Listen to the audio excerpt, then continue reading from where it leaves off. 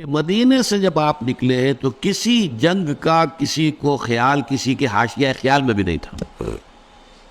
پیش نظر تھا اس قافلے کا راستہ روکنا کہ جو آ رہا تھا شام سے واپس ابو سفیان کی سرکردگی میں، جو جب جا رہا تھا تو حضور نے تعاقب کیا تھا لیکن وہ بچ کر نکل گیا تھا۔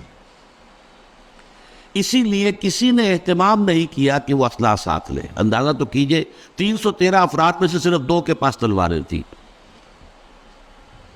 اسلحہ بھی نہیں لیا۔ کیا کرنا ہے؟ قافلے کو جا کر جو ہے روکنا ہے، قافلے کو لوٹنا ہے کہہ لیجیے۔ لہذا کو کثیر تعداد جو بھی گئی ہے وہ اسی خیال سے نکلی، اور اس میں کوئی بری بات نہیں ہے۔ باطل سے گویا کہ جنگ تو پہلے دن سے شروع ہو گئی تھی۔ جیسے ہی حضور نے کہا لا الہ الا اللہ، آپ کے اوپر تشدد شروع ہو گیا، بات ختم ہو گئی۔ تصادم تو ہے، صرف یہ ہے کہ پہلے وہ تصادم ذہنی اور فکری سطح پر تھا صرف، یا وقت یک طرفہ تشدد تھا اس میں کہ مسلمانوں کو اجازت نہیں تھی جوابی کارروائی کرنے کی۔ اب یہ تصادم 2 طرفہ ہے، اینٹ کا جواب پتھر سے دینے کا موقع آ گیا، مرحلہ آ گیا۔ اور اس انقلاب کی تکمیل کے لیے انگریزی میں ایک لفظ آتا ہے پش، ایک تو PUSH پش، کسی چیز کو دھکا دینا، ایک ہے PUTCH۔ یہ پش جو ہے یہ ہے کسی بھی مہم میں پھر آخری اللہ بولنا۔ تو یہ پش جو ہے انقلابی جد و جہد کا فائنل پش جو ہے وہ ہے یہ آرم کانفلکٹ، اور اس کا بھی آغاز اس ایکٹیو ریزسٹنس کے نتیجے میں جو حضور نے 1 سال تک جاری رکھا، اس کے نتیجے میں یہ 1000 کی فوج نکلی۔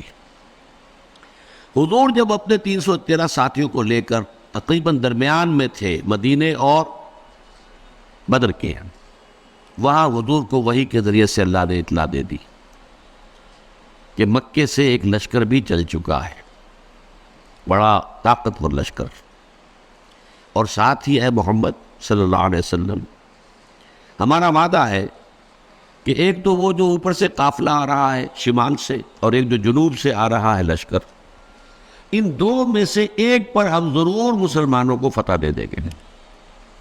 یہ وحی جب حضور پر آ گئی اور آپ کو اطلاع مل گئی کہ مکے سے تو قریش کا ایک فوج نکل آئی ہے، مسلح، کیل کانٹے سے لیس، پوری تیاریوں کے ساتھ۔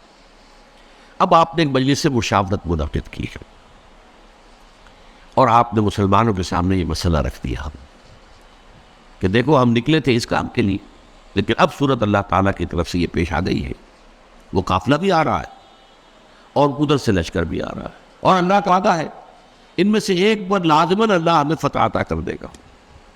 تو بتاؤ کہ ہم کدھر چلیں، لشکر کی طرف چلیں یا قافلے کا پیچھا کریں؟ اس کو آپ جدید اصطلاح میں یہ کہہ سکتے ہیں کہ یہ اپنے ساتھیوں کے مورال کو ریڈ کرنے کی حضور کی طرف سے ایک کوشش تھی۔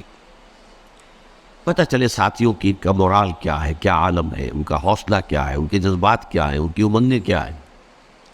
آیا وہ ڈر جاتے ہیں یہ سن کر کہ لشکر آ رہا ہے، قریش کا لشکر؟ قریش کا تو یوں سمجھیے کہ اس کا لفظ ہی ایک دہشت پیدا کرنے والا تھا عرب کے اندر۔ قریش، ان کا لشکر اور تیاری کے ساتھ پوری طریقے سے کیل کانٹے سے لیس، یا یہ ہے کہ ان کے اندر اس کیفیت سے اور سے استقامت پیدا ہوتی ہے کہ ٹھیک ہے اب وقت آیا، اب وقت شہادت آیا ہے، اب وقت آیا ہے کہ ہم اپنا جو مقصود و مطلوب ہے، شہادت ہے مطلوب و مقصود مومن، نہ مال غنیمت نہ کشور کشائی۔ تو حضور نے جب یہ مشورے کے لیے بات رکھی، یہ بات بڑی اہم ہے، بڑی پیارا واقعہ ہے یہ سیرت کا۔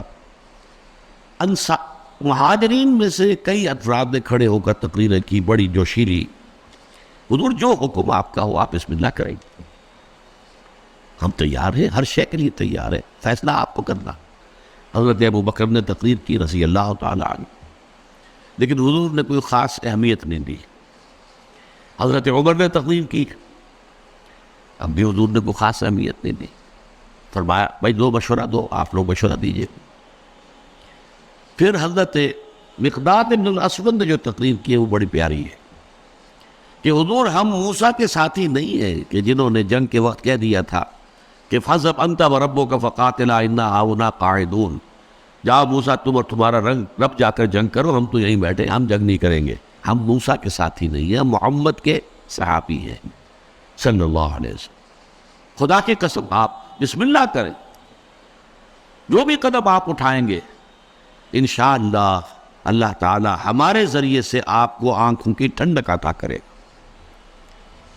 حضور کی بات کو بھی کوئی خاص اہمیت نہیں دے رہے. پھر فرما رہے اشیرونی، مجھے مشورہ دو بھائی.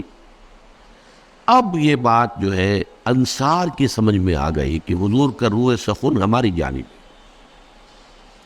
کیونکہ انصار سے جو معاہدہ ہوا تھا بیعت عقبہ ثانیہ میں، وہ یہ تھا کہ اگر مدینے پر حملہ ہوگا تو ہم آپ کی حفاظت کریں گے اپنے اہل و عیال کی طرح. ابھی مدینے پر حملہ نہیں ہوا تھا، بلکہ حضور آگے بڑھ کر نکل آئے ہیں مدینے سے، اور جنگ مدینے سے باہر ہو رہی ہے. تو گویا کہ اسٹرکٹ سینس میں انصار پابند نہیں تھے اپنے اس معاہدے کی روح سے کہ حضور کا ساتھ دیں. اور ظاہر بات ہے کہ اب جو سچویشن پیش آ گئی تھی، صرف مہاجرین کی نفری کافی نہیں تھی. 80-85 مہاجر تھے، باقی سب کے سب کو انصار تھے، ان میں 313. وہ کفایت نہیں کرتے تھی اس سچویشن جو اس وقت پیش آ گئی ہے. لہذا حضور بار بار کہے تو سمجھ گئے. حضرت سعد بن عبادہ کھڑے ہوئے رضی اللہ تعالیٰ عنہ، بڑی پیاری تقریر ہے ان کی یہ.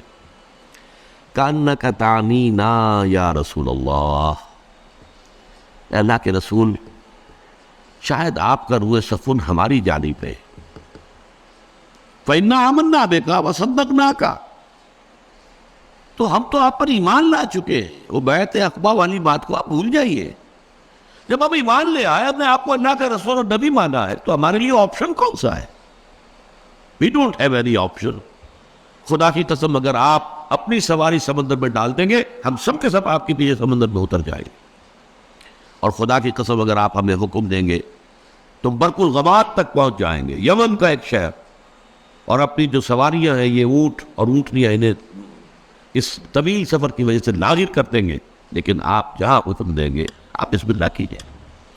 اس پر آتا ہے کہ حضور کا چہرہ کھل اٹھا، خوشی کے اور بشاشت کے آثار، کہ یہ جو جماعت میں نے تیار کی ہے اتنی محنت سے، دعوت اور تربیت اور تنظیم کے مراحل جو میں گزار کے لایا ہوں، یہ جماعت اب تیار ہے فی الواقع اس آخری مرحلے میں داخل ہونے کے لیے.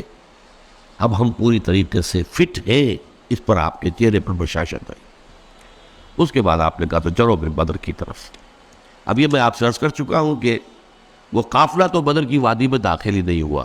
ابو سفیان اس کو لے کر پہاڑی سلسلے کے ادھر مغرب کی طرف سے ہوتے ہوئے ساحل سمندر کے ساتھ ساتھ لمبا سفر کر کے بچ کے نکل گئے.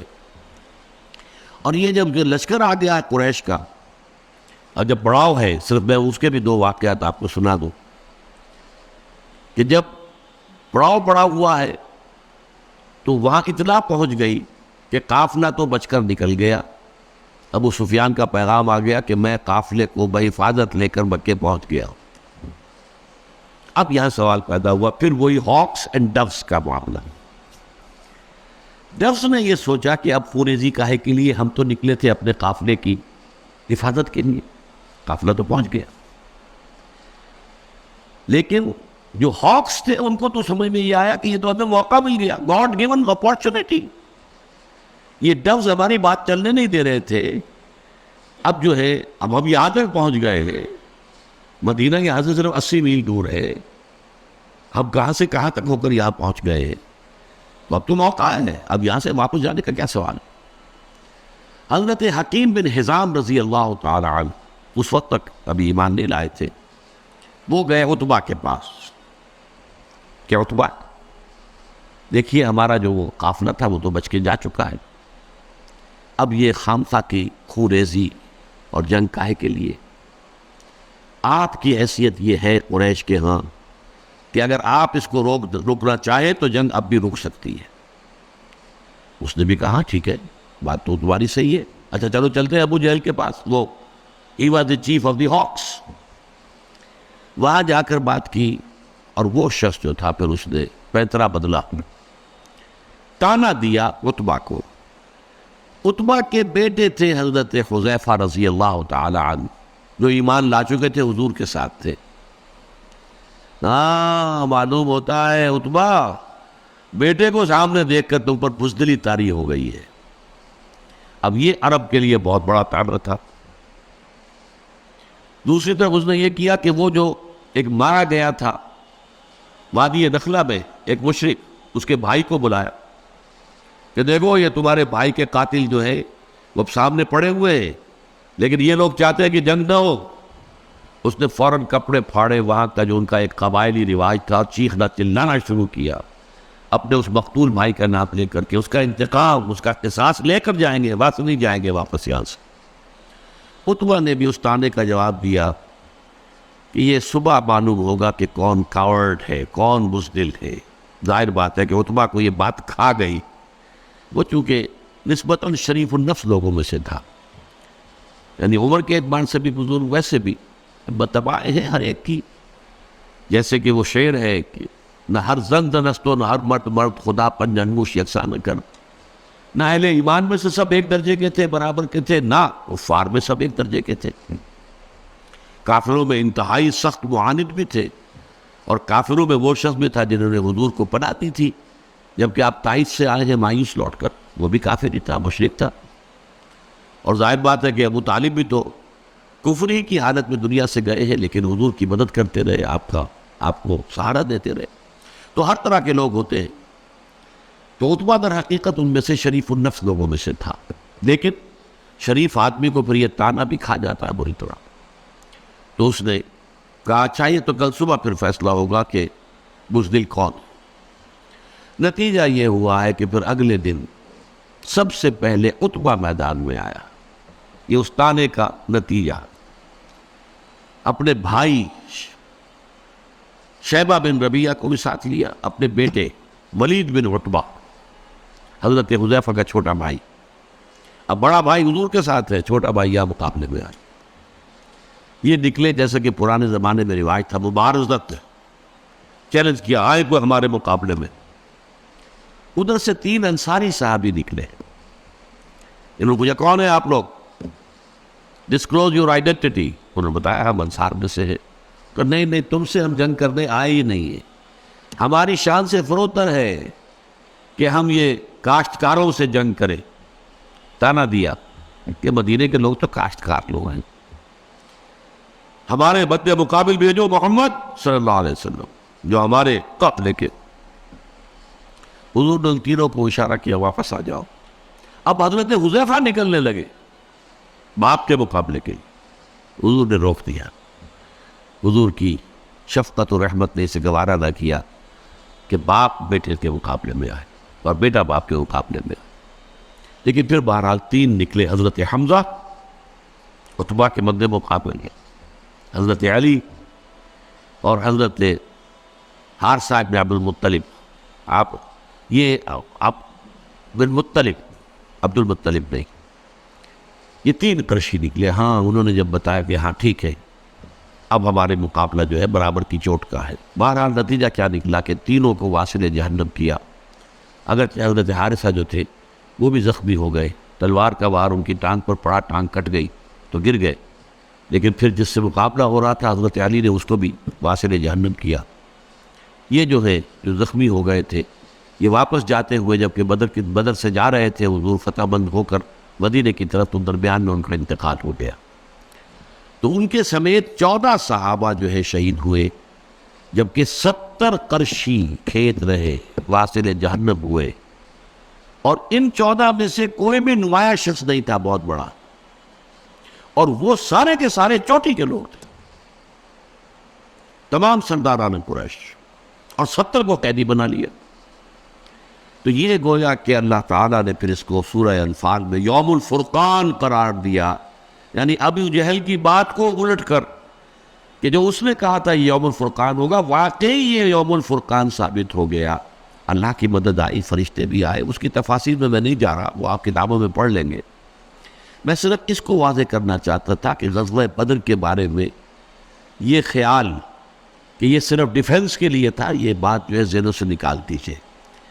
اس پروسیس آف ریولوشن کے حوالے سے یہ اصل میں ایکٹیو ریزسٹنس کا منطقی نتیجہ، آرم کانفلکٹ، اور اس ایکٹیو ریزسٹنس کو انیشیٹ کیا ہے محمد رسول اللہ صلی اللہ علیہ وسلم نے۔